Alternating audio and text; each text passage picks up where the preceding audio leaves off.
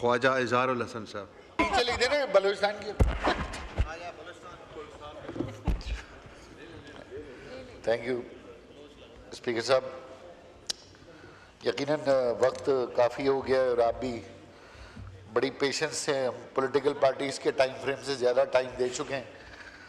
मैं बस ओवरऑल वक्त की कमी की वजह से पूरे बजट पे बात नहीं करूँगा, लेकिन सिर्फ जीडीपी, टैक्स, एजुकेशन, हेल्थ और डेवलपमेंट सेक्टर, ये 4 सेक्टर में टच करूँगा। सबसे पहले तो बहुत बहुत शुक्रिया बानियान पाकिस्तान का, जिनकी कुर्बानियों की बदौलत बिलखुसूस कायद-ए-आज़म मोहम्मद अली जिन्ना, मोहतरमा फातिमा जिन्ना, लियाकत अली ख़ान और अल्लामा इकबाल और दीगर अकाबरीन की कुर्बानियों की बदौलत ममलकत खुदादाद में आज हमें न सिर्फ मौका मिल रहा है, बल्कि मुझे ख़ास तौर पर अपनी पार्टी की तरफ से, अपने हल्के इंतखाब की तरफ से ये एजाज़ हासिल है कि मैं पहली बार मेंबर नेशनल असम्बली बनकर इस फ्लोर पर और दूसरी बजट स्पीच करने का मुझे एजाज़ हासिल हो। आपको भी यकीनन बड़ी इस पेशेंस के साथ कि आप दोनों अतराफ़ की घंटों की तकारीर सुन रहे हैं और मौका भी दे रहे हैं, तो आपका भी बहुत बहुत शुक्रिया। स्पीकर साहब, मैं समझता हूँ कि इस बजट में ये तो बात नज़र आ गई है कि हमने मुख्तलिफ़ ट्रेनिंग्स की हैं इस्लामाबाद में, मुख्तलिफ़ वर्कशॉप्स की हैं, सिक्योरिटी वर्कशॉप्स की हैं, लेकिन मैंने देखा है कि हमारे इस बजट में कोई पॉलिसी मेकिंग बजट नहीं हुआ। हमें ना फूड सिक्योरिटी पॉलिसी मिली, ना नेशनल काउंटर टेररिज्म पॉलिसी मिली, ना एजुकेशन, ना हेल्थ, ना जुडिशल पॉलिसी मिली। यानी जो इस मुल्क के बुनियादी मसाइल थे उस पे हमें कोई नेशनल पॉलिसी का कहीं पे भी इसमें रिफ्लेक्शन इस बजट में नहीं है। बजट की तमाम रिसिप्ट्स मुझे मालूम है, लेकिन सर मैं सिर्फ एक बात समझता हूँ कि बजट में डायरेक्ट और इनडायरेक्ट टैक्सेस ही बजट को रिफ्लेक्ट कर देते हैं। अगर इसका रेवेन्यू 14.13 ट्रिलियन है तो मैंने इसका डायरेक्ट टैक्स जो निकाला वो था 48.8% और इनडायरेक्ट टैक्स इसका 52%, जो कि पिछले साल की बनिस्बत बहुत बेहतर है।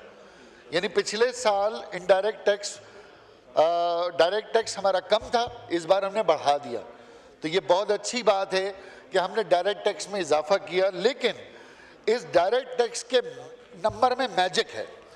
ये 48.8% को अगर आप सूबों में तकसीम करें, जो कि बराह रास्त इनकम टैक्स है, जो बराह रास्त FBR कलेक्ट करती है, तो सिंध 45% बराह रास्त टैक्स देता है पाकिस्तान में, पंजाब 34%।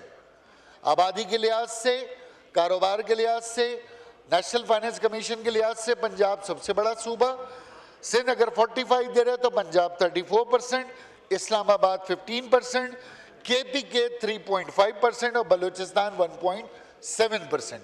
ये है हमारा डायरेक्ट टैक्स 48.8 का जो मैंने बाइफरकेट किया। लेकिन जब सिंध का 45% है तो इसमें भी बड़ी दिलचस्प बात यह है कि इस पूरे 45% का जो 41% है वो बराह रास्त कराची से आता है। यानी पूरे कराची से नेशनल एक्सचेकर में डायरेक्ट टैक्स का सिंध का 45% का 41% कराची से और बाकी 4% बाकी पूरे सूबे से। इस्लामाबाद को अगर मैं कराची से कंपेयर करूं, स्पीकर साहब, कराची दारुल खिलाफा था। कायद-ए-आज़म मोहम्मद अली जिन्ना ने पाकिस्तान बनने के बाद कराची को पाकिस्तान का कैपिटल डिक्लेयर किया। उसके बाद पता नहीं ऐसी क्या वजूहत थी कि कराची से इस्लामाबाद शिफ्ट हो गया, और बानियाने पाकिस्तान के क्या विजन में क्या कमी थी कि कराची को कैपिटल से हटाकर अब कराची सिंध का हिस्सा बन गया, पहले कराची विफाक का हिस्सा था। तो अगर कराची को सिर्फ आप देखें तो इस्लामाबाद का जो सेल्स टैक्स एंड सर्विसेज है वो 15 अरब रुपए। ये इतना बड़ा कैपिटल जिसमें हरियाली है, स्नैचिंग नहीं है, क्राइम नहीं है, बसेस हैं, ट्रांसपोर्ट है, हेल्थ है, एजुकेशन है, गवर्नमेंट स्कूल्स मैंने विजिट किए, शानदार गवर्नमेंट स्कूल्स हैं। लेकिन इसके बिल्कुल अपोजिट कराची 350 अरब रुपए देता है सूबे को सेल्स टैक्स एंड सर्विसेज। यानी इस्लामाबाद वालों, उनसे मेरी ये गुजारिश है कि आप 15 अरब रुपए सेल्स टैक्स एंड सर्विसेज देते हो और आपको ये इतना खूबसूरत शहर मिला। मैं कराची में 350 अरब रुपए देता हूँ, जहाँ पर मेरे पास कोई बुनियादी सहूलत नहीं है, ना मेरे पास सड़कें हैं, ना मेरे पास सीवरेज का निज़ाम है, ना मेरे पास स्कूल है, और ना मेरे पास हेल्थ है, ना मेरे पास वहाँ पर पीने का पानी है। तो 350 अरब रुपए देने वाले शहर के लिए इस पूरे ऐवान को सोचना होगा। और फिर दूसरी बात कि 15 अरब रुपए इस बार मुझे पूरे साल के मिल रहे हैं डेवलपमेंट के लिए, और K4 के लिए 3.5 बिलियन। स्पीकर साहब, मैं आपको बताऊं कि मैंने 2016 में सिंध असेंबली में ये बात कही थी कि ये K4 2030 तक नहीं बनेगा। मैं आज फिर ये बात कह रहा हूं कि आज हम बैठे में 2025 में, मैं बड़े अफसोस के साथ कह रहा हूं, खुदा के मेरी बात गलत हो, ये पीने के पानी के साथ जो मजाक हमारे साथ विफाक और सूबे की हुकूमत कर रही है, ये 2030 से भी आगे जाएगा और कराची वालों को पीने का पानी नहीं मिलेगा। फिर मैं एक और बात कहना चाहता हूं कि ठीक है, ये पेंशन पे भी बात हो गई, 18% सोलर पे भी बात हो गई, डॉक्टर साहब ने क्लियर कर दी, रिपीट करने की जरूरत नहीं है। लेकिन सर, ये जो FBR को पावर्स दी जा रही हैं, कभी किसी FBR के अफसर का किसी ने एसेट्स एंड लायबिलिटी निकाला है? क्या कमिश्नर इनलैंड रेवेन्यू कराची में जो बैठे हैं, जो FBR के अफसरान हैं, आपको पता है ये कहाँ रहते हैं? ये इतने बड़े बड़े सिक्योर महलों में रहते हैं, कभी FBR का ऑडिट किया है किसी ने? क्यों नहीं हमारी इस ब्यूरोक्रेसी का ऑडिट होता? क्यों नहीं हम ये तय करते कि इनके बीवी बच्चे बाहर अमेरिका में क्या कर रहे हैं, पढ़ रहे हैं? ये यहाँ पर हमें नोटिस करें, हमारा लूट खसूट करें, हमसे वसूली करें, हमारे ताजरों को हरास करें, और खुद वो जिंदगी गुजारें जो शायद बादशाह गुजारते हैं। कब इस ऐवान के अंदर, मुझे मालूम है इस ऐवान में स्टैंडिंग कमेटी में ये बात आई थी इंफॉर्मेशन एक्ट के तहत कि इस ब्यूरोक्रेसी के बारे में बताया जाए कि ये ब्यूरोक्रेसी कहाँ से, ये अपना इनके एसेट्स कैसे वेरीफाई होंगे। एक और बात, सोलर पे ठीक है, अगर ड्यूटी कम करते हैं तो बहुत अच्छी बात है, क्योंकि मरे पे 100 दुर्रे, एक तरफ 18% लगा रहे थे, दूसरी तरफ नेट मीटरिंग में 11 रुपए कम कर दिए। यानी जिसने अगर 50 लाख रुपए का अपने घर पे सोलर लगाया इस वजह से कि उसका बिजली का बिल कम आएगा, तो नेट मीटरिंग का भी बेड़ा गर्क हो गया, अब उसके बाद आने वालों के लिए भी टैक्स हो गया। एक और मैं तेज जल्दी कहूँगा, तो FBR की जो पावर्स हैं, स्पीकर साहब, इस पूरे ऐवान को सोचना होगा। पीपल्स पार्टी से मेरी खुसूसी दरखास्त है, मेरी प्राइम मिनिस्टर साहब से भी दरखास्त है, PTI के दोस्तों से, आप किसी को कैसे नजरबंद कर सकते हैं शक की बुनियाद पर? 14 दिन के बाद आप उसका मजीद रिमांड ले सकते हैं नजरबंद करने का। किसी कारोबारी शख्स को उठाकर उसकी फैक्ट्री से घर पे नजरबंद कर देंगे तो वो आपको कैसे रिकवरी करके देगा? अब तो एंटी टेररिस्ट कोड भी 14 दिन के बाद मजीद रिमांड नहीं देती। फिर दूसरी बात, शक की बुनियाद पर किसी भी कंपनी को बंद करके आप उसके ऑडिट करना शुरू कर देंगे, उसके मुलाजमीन का क्या होगा? फिर ये खौफ के अंदर पैसा कैसे आएगा पाकिस्तान में? ये खौफ के अंदर कैसा पाकिस्तान में इन्वेस्टमेंट होगी? वो मेरा भाई कह रहा था कि मेड इन पाकिस्तान, अली मुंशा गिलानी साहब, कि पाकिस्तान की प्रोडक्ट को हमें फ़रोग देना चाहिए। इस हालात में पाकिस्तान की प्रोडक्ट कैसे फ़रोग पाएगी जब इतना खौफ होगा? ना शुगर मिल महफूज, ना राइस मिल महफूज, ना कंपनी महफूज, ना प्रोडक्शन हाउस महफूज, ना इंडस्ट्री महफूज। ये अनब्रिडल्ड पावर जो है FBR को, मैं इसकी मुखालफत करता हूँ। फिर एक और बात जनाब, शहर पे आ रहा हूँ। अब कराची एक मेट्रोपॉलिटन सिटी है। देखिए, मैं फिर बार बार ये बात करता हूँ, मैंने अखबारात में लिखा भी है, मुख्तलिफ फोरम से ये बात करता हूँ। आपके पास पेशावर है KPK में, हमारे पास लाहौर है पंजाब में, इसी तरीके से हमारे पास बलूचिस्तान में कोयटा है। ये तमाम शहर वन विंडो ऑपरेशन के ज़रिए चलते हैं। कराची ऐसा एक शहर है जिसके लिए मैं वज़ीर आज़म पाकिस्तान से लेकर पूरी जो स्टेक होल्डर है बशमूल अस्करी क़यादत, मैं ये कहना चाहता हूँ कि अगर कराची का भला करना है तो कराची को उसी तरह का मेट्रोपॉलिटन बना दो जैसे लाहौर है, उसी तरह का बना दो जैसे पेशावर है। लेकिन अनफॉर्चुनेटली मेरे शहर में मसला ये है कि मेरे पास 32% का KMC है, जिसमें एक KMC है, 7 DMCs हैं। उसके बाद मेरे पास KPT है, पोर्ट कासिम है, स्टील मिल है, सिविल एविएशन है, Pakistan railway, FC area, Marton road, Clayton road, और फिर मेरे पास कंटोनमेंट है जो कि यकीनन फौजी इलाके हैं, कंटोनमेंट एरियाज़ हैं। उसमें Karachi cantonment, Faisal cantonment, Malir cantonment, Clifton cantonment, DHA, ये सारे कंटोनमेंट। 21 एजेंसीज हैं, कोई किसी के अंडर नहीं है। 21 एजेंसीज हैं, किसी का किसी से कोऑर्डिनेशन नहीं है। 21 एजेंसीज हैं जो अपने अपने पानी, अपने अपने सड़क, अपने अपने रिसोर्सेज के जिम्मेदार हैं। ऐसा शहर कहाँ होता है? मैं तो गुजारिश ये करूँगा कि अगर कराची को कैपिटल बनाया गया था, अब कराची में अगर 68% फौज का और विफाक का है तो पूरा पूरा ले लेना, फिर पूरा ही लेने पे 32% का हमने क्या करना है जिसपे हम लड़ रहे हैं, मर रहे हैं, मेयर वेयर ये वो पूरा ले ले विफाक। क्या दुनिया में 2 कैपिटल नहीं होते? मैं मुतालबा करता हूं कराची को कमर्शियल कैपिटल डिक्लेयर कर दिया जाए। इस्लामाबाद के साथ कराची को भी कमर्शियल कैपिटल डिक्लेयर कर दें। क्या नीदरलैंड में 2 कैपिटल नहीं है? क्या मलेशिया में 2 कैपिटल नहीं है? क्या इसी तरीके से श्रीलंका में 2 कैपिटल नहीं है? ये 2 कैपिटल हो सकते हैं। एक आपका मेजर कैपिटल है, एक आपका कमर्शियल कैपिटल है। तो मैं ये मुतालबा भी करता हूं। फिर कराची में काम हो रहा है, मेरे पीपल्स पार्टी के दोस्त कह रहे हैं खुदा का शुक्र है सर वर्ल्ड बैंक ने कोई मेहरबानी की, $1 अरब सालाना दे रहा है वर्ल्ड बैंक।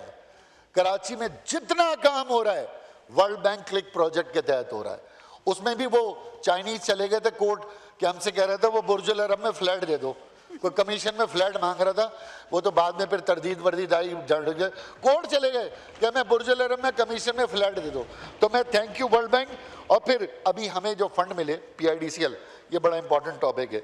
अभी PIDCL की बात हो रही है।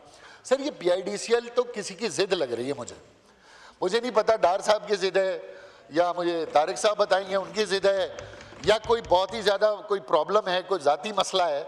भाई PIDCL के जो लोग हैं, मेरी चेयरमैन से बात हुई है, मेरी CEO से बात हुई है, मैंने उनको लेटर लिखा है, ये मेरे टेंडर पिछले साल होने थे, मेरे टेंडर हुए, आज तक अवार्ड नहीं हुआ। ये आप फंड एलोकेट करके खुदा के लिए हमें मामू ना बनाएं। आप हमें बताएं कि आप हमारा ये टेंडर करेंगे कैसे। PIDCL के बाद एक एक्सीजन है, अगर मेरी 40 करोड़ की पानी की स्कीमें हैं तो क्या वाटर बोर्ड इन्वॉल्व नहीं होगा? क्या वाटर बोर्ड का सुपरिटेंडेंट इंजीनियर इन्वॉल्व नहीं होगा? क्या वाटर बोर्ड का एक्सीजन इन्वॉल्व नहीं होगा? क्या सेवरेज का एक्सीजन इन्वॉल्व नहीं होगा? यानी सिंध गवर्नमेंट को आप छोड़ दें, आप सिंध गवर्नमेंट से नहीं विफाक कराए, कैसे कराएगा विफाक? सिंध के इदारे चाहिए, रोड बनाने के यूटिलिटी क्लियरेंस चाहिए आपको, वो आपको सिंध के इदारों से चाहिए। तो PIDCL के पास इस बात का कोई जवाब नहीं।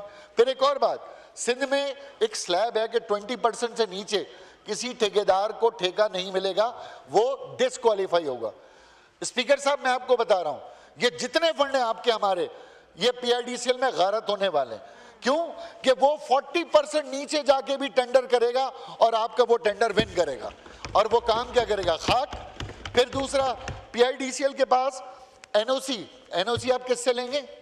NOC तो आप सिंध गवर्नमेंट से लेंगे ना। तो वो सिंध गवर्नमेंट आपको NOC ऐसी दे देगी फ्री पॉकेट में, या फिर आप उनके इदारों को लिए बगैर ऑन बोर्ड वो आपको NOC दे देंगे उठाकर, हैं? या पंजाब के लोग आपको NOC दे देंगे, KPK के लोग NOC दे देंगे आपको। तो ये लोकल इदारे भी हैं।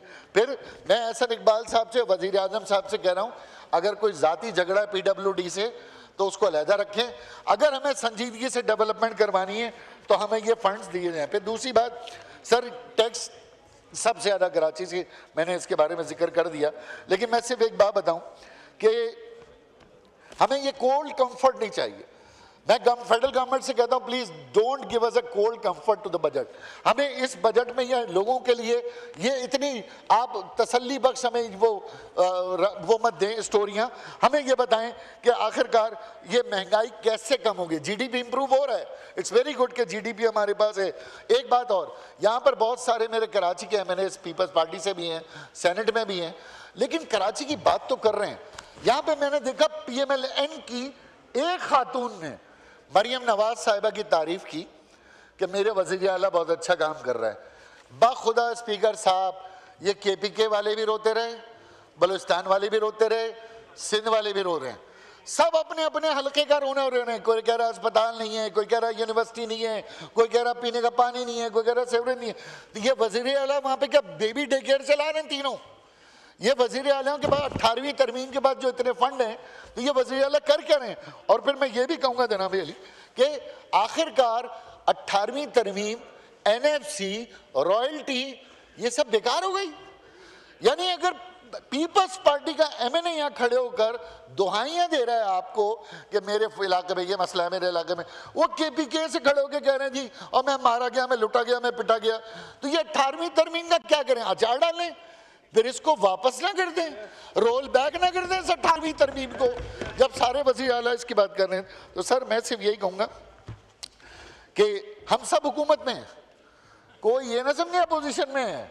और भाई सब हुकूमत में हो, सब हुकूमत के तनख्वाहदार हो, इधर भी हम तो हैं ही, हमारे तो वो गंडापुर साहब हमारे नेपाल के वजीर आला हैं, वो खटमंडों के वजीर आला हैं। नहीं सर, नहीं सर, यार देखो ये बात गलत है सर। झूठों ने झूठों से कहा है, झूठों ने झूठों से कहा है सच बोलो, झूठों ने झूठों से कहा है सच बोलो। हर तरफ से सरकारी ऐलान हुआ है सच बोलो। घर के अंदर सबके झूठों की एक मंडी है, दरवाजे पे लिखा हुआ है सच बोलो। तो भाई ये केपीके में भी हुकूमत है, पंजाब में भी हम गवर्नमेंट हैं, सिंध में भी गवर्नमेंट है, सबका वजीर। अच्छा सर एक और बात ये थी आखिरी, मैं क्लोज कर रहा हूँ। एक मिडिल क्लास के लिए मैं बात करना चाहता हूँ सर। मिडिल क्लास के लिए टैक्सेशन में सर देखिए, इनकम इक्वालिटी पाकिस्तान में क्या है। आप मिडिल क्लास क्या करता है, इनकम टैक्स देता है, इनकम टैक्स देता है, तनख्वाह बचा लेता है अपनी। अब तनख्वाह बचा के अब वो क्या करता है, तनख्वाह बचा के खर्च करेगा। कहाँ खर्च करेगा? अगर उसकी तनख्वाह है उसमें 35 से 40% उसने टैक्स दिया है, तो वो क्या करेगा, वो तनख्वाह या तो अपने बच्चों पे खर्च करेगा, उनकी एजुकेशन पे खर्च करेगा, उस पर टैक्स देगा, हेल्थ पे करेगा, उस पर टैक्स देगा, कपड़े खरीदेगा, उस पर टैक्स देगा, खुराक खरीदेगा, उस पर टैक्स देगा। और अगर उसके बाद पैसे बच गए, उसने प्रॉपर्टी ले ली और प्रॉपर्टी लेके जल्दी बेच दी तो भी टैक्स देगा, प्रॉपर्टी में प्रॉफिट हो गया तो भी टैक्स देगा।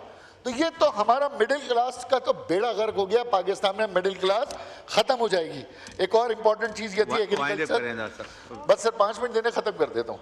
देखिए सर हमारे पास सिंपल ये एग्रीकल्चर इनकम टैक्स, इस पे सब बात करें। मैं हमेशा से इस मौक़िफ़ का हामी रहा हूँ, और अब तो मैं क्या हामी रहा हूँ, खुली आम बात है। IMF ने एग्रीकल्चर के ऊपर भी 45% तक इनकम टैक्स की बात की है। लेकिन ये बात ज़रूर है कि एग्रीकल्चर परेशान है। लेकिन क्यों परेशान है? अपनी हरकतों की वजह से परेशान। भाई किसने कहा है कि टेक्नोलॉजी अडॉप्ट ना करो? किसने कहा है कि पर यील्ड आप अपनी प्रोडक्शन ना बढ़ाएं? किसने कहा है कि मैकेनाइजेशन आप मत लेकर आएं? किसने कहा है कि आप ड्रिप टेक्नोलॉजी मत लेकर आएं?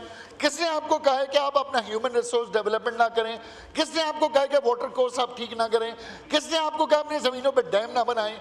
ये तमाम के तमाम काम करेंगे तो आपकी एग्रीकल्चर इनकम बढ़ेगी। आपके पास यहाँ से आम आज अमेरिका में आधा किलो का आम $30 का है, यहाँ से एक्सपोर्ट हुआ है, जिस पर 0.2% आपका सेस है। यहाँ से एक्सपोर्ट हो रहे हैं, वहाँ पे $30 का आम भी पाकिस्तानी खरीदे 9,000 रुपए का। यहाँ पे रोना लगा हुआ है। और फिर एक और बात ये स्पीकर साहब कि अब ये बताएं ना, ये पेस्टिसाइड 2 नंबर आ रही है, ये किसका कसूर है? ये आखिर सुंडी के हमले नहीं रुक रहे, किसका कसूर है? तो आखिरकार किसान का मसला क्या है? हाँ, किसान के साथ ज्यादती हो रही, किसान के साथ प्लीज सर, किसान के साथ ज्यादती हो रही है। किसान का मसला ये है, ये जो आड़ती है ना वो भी हमारे पैदा कर दें, ये हमारे एजेंट हैं। ये आड़ती करते क्या है? एक किसान अगर गन्ना लेकर मार्केट में आता है, उसका गन्ना अव्वल तो सरकारी रेट पे कोई खरीदता नहीं, वो 4 दिन वो गन्ना लेके धूप में बैठा रहता है, जिसका वेट भी कम होता है, उसका सुक्रोज लेवल भी मुतासर होता है। उसके बाद ये आड़ती चला जाता है, क्योंकि गन्ना गीला था, गन्ना सूख गया, वजन कम हो रहा है, उसकी अपनी ऐसी तैसी हुई भी कि खरीद लो। करीब के शुगर मिल वाले उसका गन्ना नहीं खरीद रहे। किसान के साथ तो ये बेड़ा गर्क करते, फिर उसे ब्लैक मेल में खरीद लेते, तो किसान कैसे तरक्की करेगा? तो मैं ये गुजारिश करता हूँ कि एग्रीकल्चर इनकम टैक्स एक बहुत बड़ा धोखा है, फ्रॉड है, इस फ्रॉड से निकलें। और वर्ल्ड बैंक की तमाम इंस्ट्रक्शंस खाली इनकम टैक्स देने वालों पे नहीं है, सैलरी पे नहीं है। आप इस एग्रीकल्चर इनकम टैक्स को शफाफ तरीके से देखें। और मैं सिंपल ये कहूँगा कि स्पीकर साहब, एक दो लोगों ने बात की, बस उन्हीं की जवाब दे रहा हूँ। शुक्रिया शुक्रिया। बस अब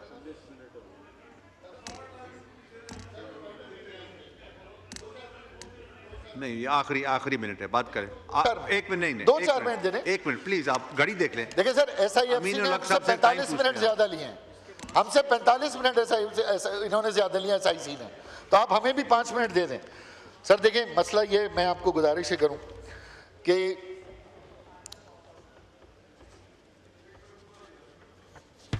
नहीं, मैं वाइंड अप कर रहा हूं, क्योंकि सर एक चीज है, जब प्राइस कंट्रोल होता है और जब आप पेट्रोल की प्राइसिंग बढ़ाते हैं, अली मूसा गिलानी साहब कह रहे थे कि लोकल बिजनेस को इम्प्रूव करना है। अगर हम बिजली के ऊपर 22 रुपए इस बार लेवी में बढ़ा रहे हैं, पेट्रोल के ऊपर बढ़ा रहे हैं, लेवी बढ़ा रहे हैं, तो लोकल मार्केट के अंदर जो आपका GDP है, जो ग्रॉस डोमेस्टिक प्रोडक्ट है, वो कभी भी ऊपर नहीं जाएगा। मेरी सिर्फ गुजारिश ये है कि इसके बाद सूबों की एक जिम्मेदारी है। मैं आपको एक मिसाल दे रहा हूँ, ये फिगर मैं दे रहा हूँ कि हमारे पास सूबे में जब प्राइस कंट्रोल की बात होती है, बात दुरुस्त है ना कि पेट्रोल कम हुआ है तो मेरे पास सब्जी भी कम होनी चाहिए, अंडे भी कम होने चाहिए, मुर्गी भी कम होनी चाहिए, लेकिन कभी ऐसा नहीं हुआ।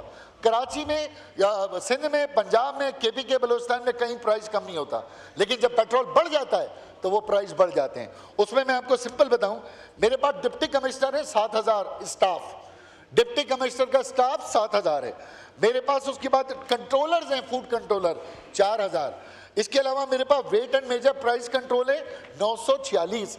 सर 9 अरब रुपए खर्च होते हैं मेरे सूबे में और 11,000 अफराद प्राइस कंट्रोल करने पे लगे रहते हैं। ठीक है, तो मैं सर अब आखिरी शेर में पढ़ देता हूँ। शेर पढ़े। जी जी सर, मैं इसमें ये गुजारिश ये कि पीपल्स पार्टी से थोड़ी सी तलखी हो गई थी और इधर से राय हसन नवाज साहब ने भी और एक दो और लोगों ने भी हमें कहा कि बड़े दरबारी हैं और ये तो बजट पास करेंगे। बिल्कुल करेंगे बजट पास, बिल्कुल करेंगे, अपने मुल्क का बजट है, बिल्कुल बजट पास करेंगे। कोई हमें कहता है फॉर्म 47, यहाँ से ताने एमकेएम का नाम लेके ताने दिए फॉर्म 47। तो सर मैं ये गुजारिश करूंगा कि sir it is also the gospel truth कि you also came from the Askari poultry farm. आप भी अस्करी पोल्ट्री फार्म से है और 5-5 हफ्ते में ब्रायलर मुर्गे निकलेंगे। हमारी तो 30-30 साल की सर्विस हुई है सियासी। तो मैं सिर्फ यही कहता हूं कि आप हमें दरबारी ना कहें, आपसे बड़ा तो दरबारी कोई नहीं है। वो अभी तो फील्ड मार्शल साहब का दौर है, वरना अगर पिछले दौर को याद करें कि सामने वाले को हल्का जानकर भारी हैं आप। आपका मयार देखा है कितने मयारी हैं आप। उफ तलक करते नहीं थे उस वक्त के जिले इलाही के सामने, उफ तलक करते नहीं थे उस वक्त के जिले इलाही के सामने। आपको दरबार की आदत है, दरबारी हैं आप। और पीपल्स पार्टी के लिए लास्ट शेयर सर, अब इनसे शेर खत्म नहीं हुआ।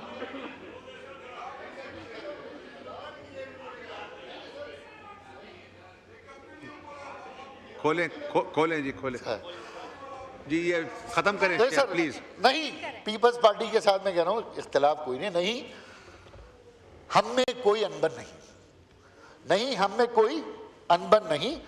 बस इतना है कि अब वो मन नहीं, बस इतना है कि अब वो मनी। मैं तो अपने आप को सुलझा रहा हूं, आपको लेके कोई कंफ्यूजन नहीं है। तो बहुत बहुत शुक्रिया इस बजट के साथ आपका, बहुत बहुत शुक्रिया। इंशाल्लाह मेरी तजावीज़ पे गौर करें। FBR जी